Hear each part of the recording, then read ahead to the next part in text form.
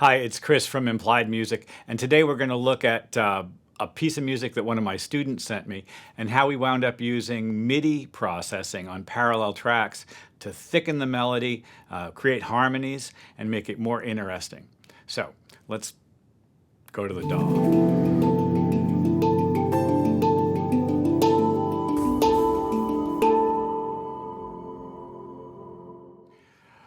All right, I got my glasses on, I can see the screen.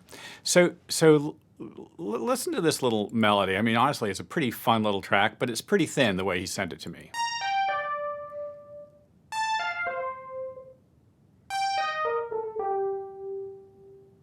And that repeats.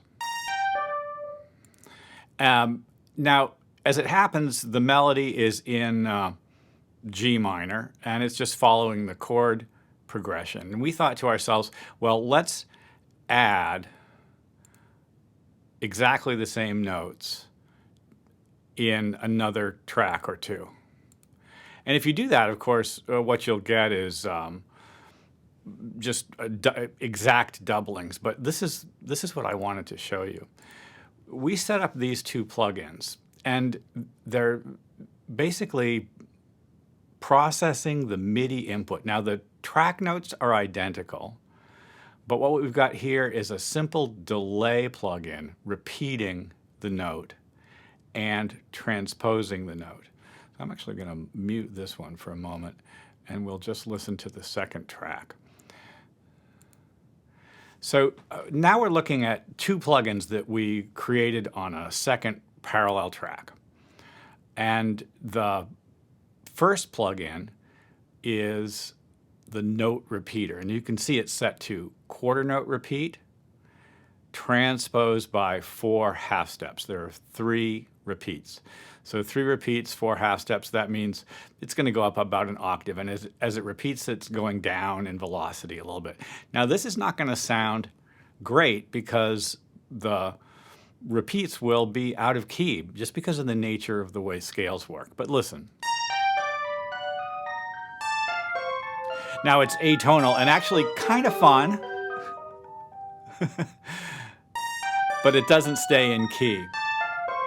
So what we've done is we've added a second plugin after the first. And I'll turn it on now. And as the MIDI output of the note repeater hits the transposer, the MIDI notes will be locked to a scale or a set of notes that I've chosen. Here we go.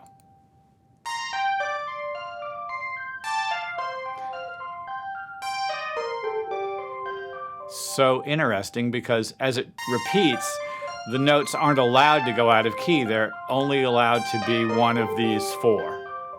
Now I've done the same thing with the second track.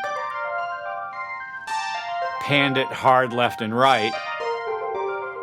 And I'm getting a really just beautiful, percolating, supporting background for this lead line. And it integrates just wonderfully with the whole track.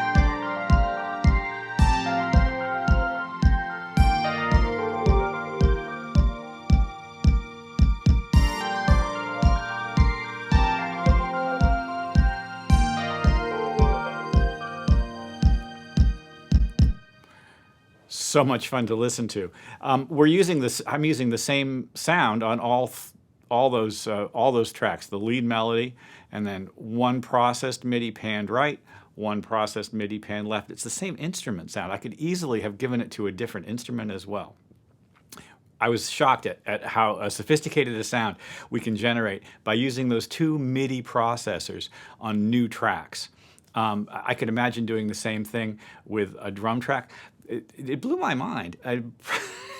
I suspect that other people know about this already, but I had never really tried this before. It's a great way to amplify and support melodies without having to know a lot about harmonization. You've got to know what notes are going to work, but you can totally do it with trial and error.